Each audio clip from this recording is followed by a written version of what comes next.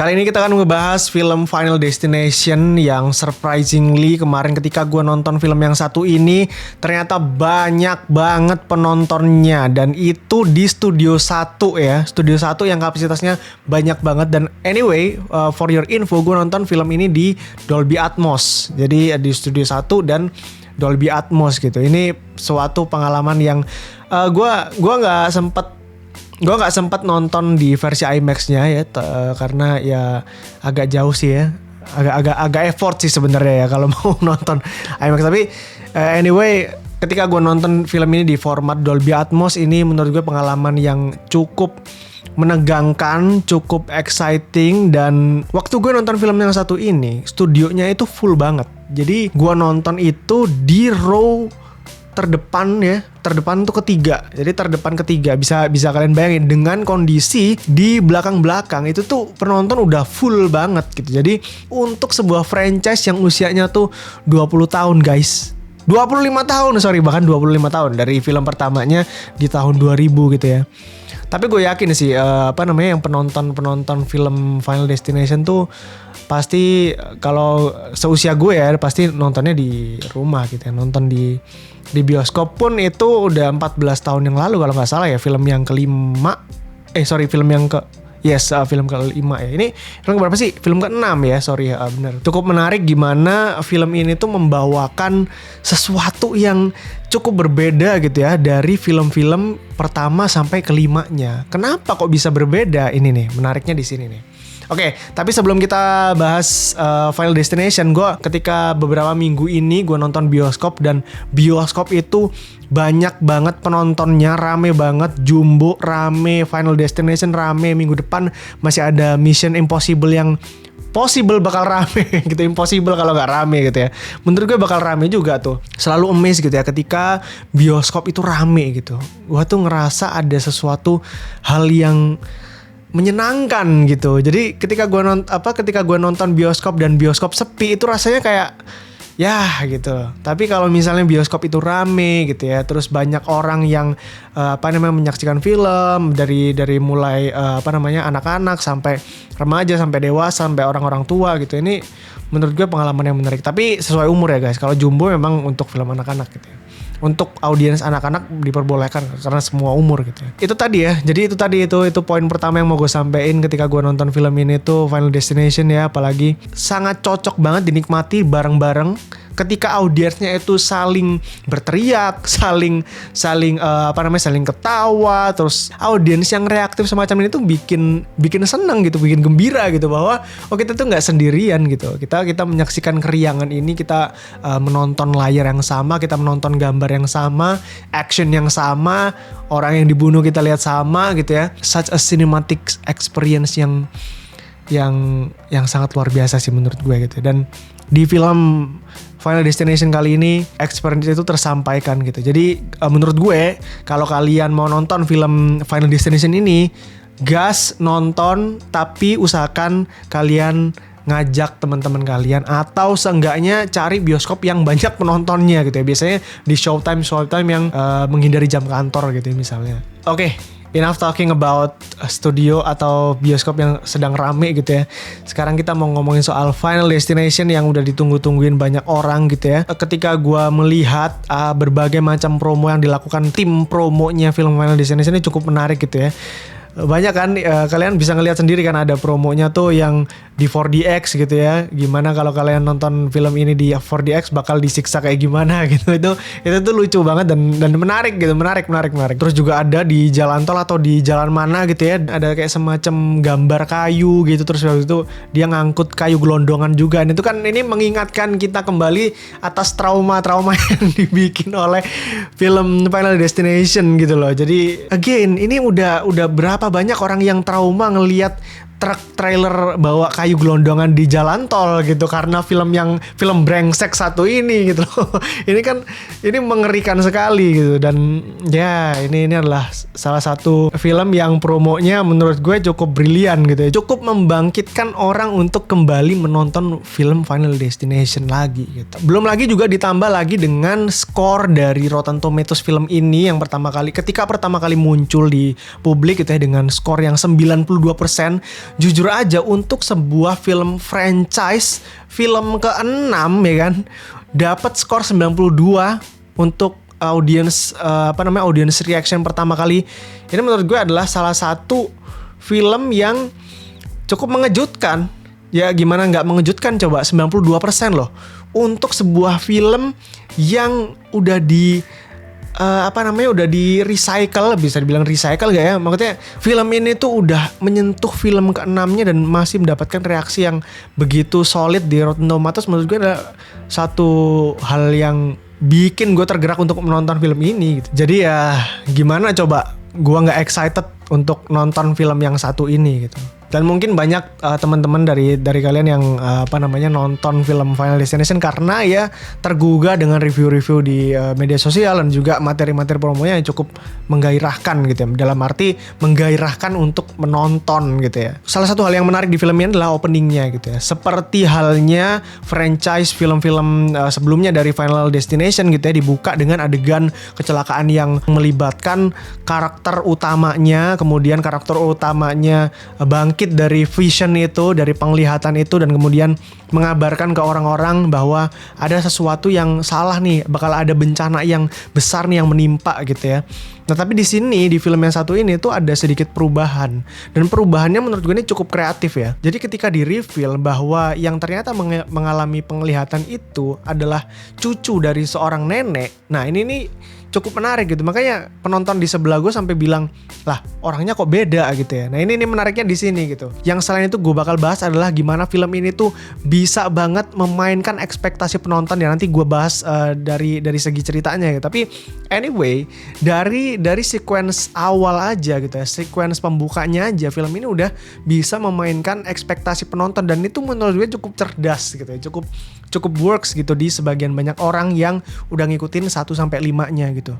Di awal kita diperkenalkan dengan tokoh bernama Iris. Ini kita settingnya udah udah balik ke era 80-an gitu ya, di mana di situ diceritakan bahwa ada restoran bernama Skyview yang dimana itu adalah restoran yang dibangun di atas ketinggian ya, dengan di gedung pencakar langit yang super tipis itu, yang isinya cuman lift doang itu, dan kemudian bahwa lantainya itu adalah lantai kaca. Oh, of course gitu ya, kalau ada lantai kaca disitulah Final Destination itu bermain gitu ya, bermain-main di situ gitu. Yang menarik adalah ketika tokoh Iris ini itu udah mulai tahu ya bahwa ada bencana, di film ini tokoh Iris ini bener-bener bisa menyelamatkan orang-orang. Karena kita kalau di film-film sebelumnya kita kan orang-orang pada nggak percaya gitu, orang-orang pada nggak percaya lah gitu ya, bakal ada kematian apa segala macam, apa sih bullshit apa segala macam gitu ya.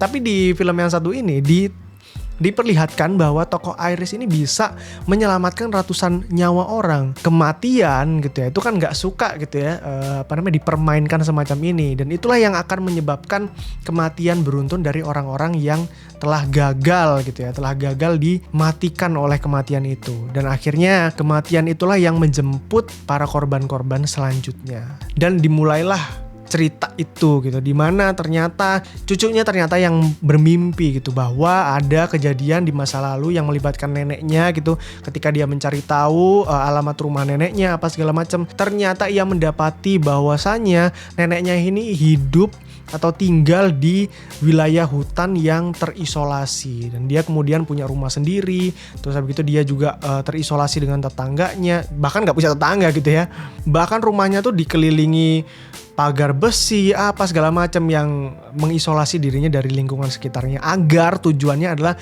untuk tidak disamperin sang kematian itu sendiri. Karena si Iris ini punya buku petunjuk atau kiat-kiat menghindari kematian gitu ya yang ini kemudian diwariskan kepada cucunya si Stephanie gitu. Nah dari situlah cerita mulai bergulir, dan di sini gue gak akan nge-spoil keseluruhan jalan ceritanya, mending kalian tonton sendiri gitu ya. Sekarang gue mau kasih tahu kalian apa aja yang menarik dari film yang satu ini. Seperti yang gue singgung di awal, film ini mampu memainkan ekspektasi penonton. Ada salah satu adegan terbaik di film ini, yang pertama adalah di taman ya, ketika keluarga tuh pada berkumpul. Terus sesuai yang bisa kalian saksikan di trailer gitu ya, ada keluarga ngumpul, terus gitu ada trampolin yang dijungkit-jungkit, terus di bawahnya ada ini garpu taman gitu ya, terus habis itu ada pecahan botol yang masuk ke dalam es gitu, terus begitu banyak lah ya kejadian-kejadian absurd yang ini kayak kematian-kematian yang tanpa disengaja tapi udah di set up gitu ya. Dan yang menarik juga di film ini adalah ketika film ini berhasil ngasih cerita yang lebih solid ya ketimbang ya random kematian yang ya kalau bisa kita lihat ya di film-film ketiga, film keempat dan kelimanya gitu ya. Ketika Final Destination di era-era itu udah kayak kematian udah terlalu dibuat-buat gitu ya, terlalu pengen ngelihat orang tersiksa aja gitu. Tapi di film ini itu diubah gitu ya. Film ini tuh nggak cuman mau nampilin gimana orang itu disiksa kemudian bisa meninggal dengan cara-cara yang kreatif gitu ya, sesuai visi sutradaranya. Tapi film ini tuh mau ngasih kebaruan apa yang ditawarkan di film ini. Kebaruannya itu adalah dengan menjalin cerita yang kuat. Cerita aspek dramanya di film ini, aspek lore-nya ini dikulik sedemikian rupa gitu ya.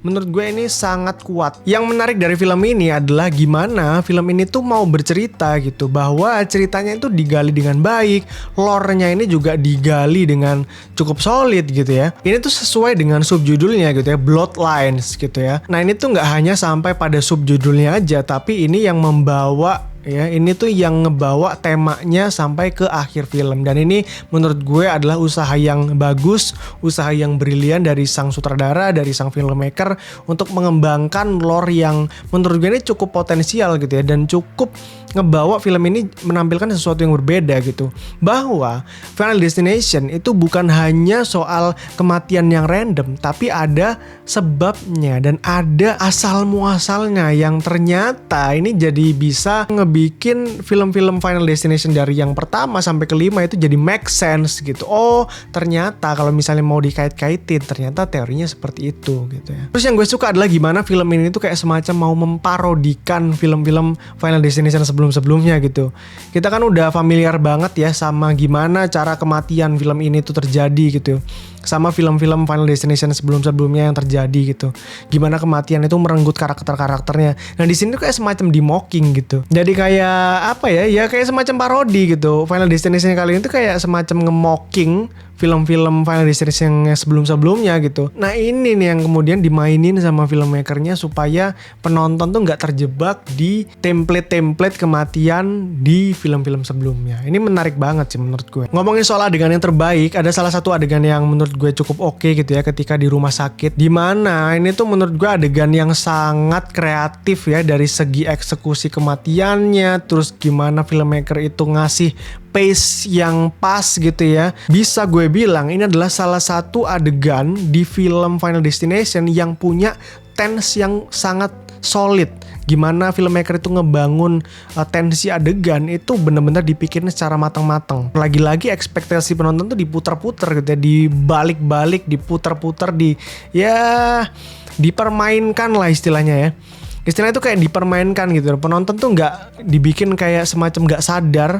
Penonton dibikin nggak tahu nih apa nih kematian yang kayak gimana nih yang bakal dialami oleh karakternya gitu. Ketika ternyata karakternya mau minum, ternyata nggak jadi gitu. Ternyata dipanggil sama satunya, dipanggil sama karakter yang lain gitu ya, yang ada di trampolin. Nah di trampolin juga gitu. Di trampolin ternyata kita kan bisa ngelihat, penonton udah diliatin di bawah trampolin tuh ada ini nih, ada garpu taman nih gitu. Tapi kok bisa ya orang-orang pada nggak notice gitu ada garpu taman di situ gitu ya.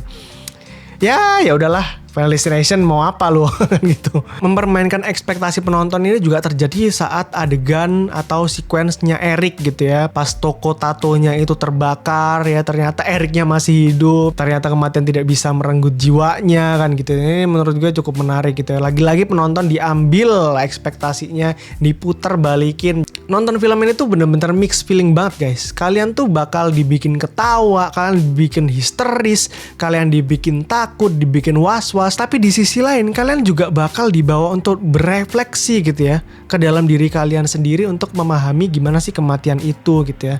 Menilik ke dalam diri kita, gimana sih kita menghadapi kematian, gimana kita memandang kematian itu. Dan film ini menurut gue did a great job untuk ngasih pesan-pesan itu gitu. Dan di sini disampaikan oleh dialog dari karakter yang diperankan oleh Tony Todd dengan sangat baik.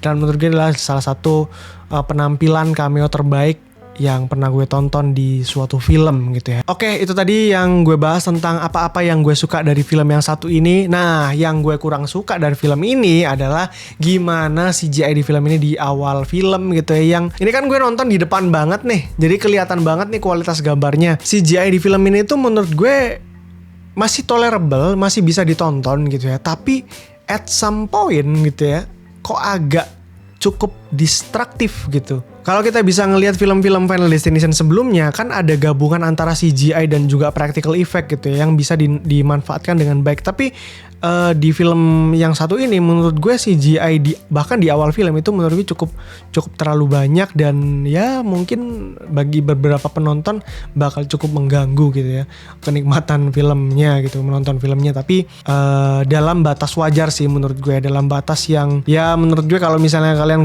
nggak notice banget dan nggak terlalu give a fuck gitu ya, nggak terlalu memperdulikan gimana CGI di film ini, menurut gue masih bisa nonton dengan baik gitu ya, nonton dengan cukup imersif gitu ya. Terus menurut gue film ini juga punya tempo yang cukup lambat gitu ya. Apakah ini efek dari lore yang mau dibangun gitu ya, karena banyak dialog yang terjadi antara karakternya ini yang ngebikin tensi adegan-adegannya ketika di pertengahan film ini cenderung menurun gitu ya.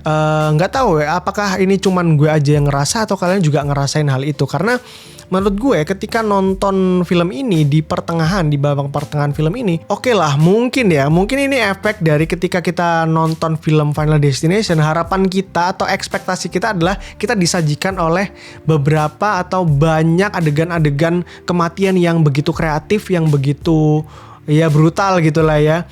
Mungkin Saking terpatrinya hal itu di benak kita sampai kita ngerasa bahwa nonton film yang satu ini tuh kebanyakan dialog, kebanyakan eksposisi yang mau dibangun ya, lore-nya itu tadi yang mau dibangun. Tapi ya mungkin itu bisa dilihat sebagai dua sisi mata koin gitu ya. Ini bisa bagus, bisa juga terlalu dragging untuk sebuah film Final Destination gitu ya. Yang udahlah, ayolah tampilin aja lah kematian itu gitu ya. Tampilin aja lah adegan-adegan brutal itu, nggak usah lah. Mungkin kayak gitu ya, tapi ya menurut gue ini adalah ada plus minusnya lah ya. So menurut gue itu aja yang mau gue bahas di film Final Destination kali ini. Rating dari gue 3,5/5 alias 7/10 untuk film yang satu ini. Dan menurut gue film yang satu ini adalah film yang sangat cocok ditonton untuk kalian-kalian yang suka ngikutin film Final Destination dari film yang pertama sampai film kelimanya. Dan pastiin kalian nonton film ini itu bareng-bareng ya, bareng-bareng keluarga, tapi jangan ajak anak kecil ya.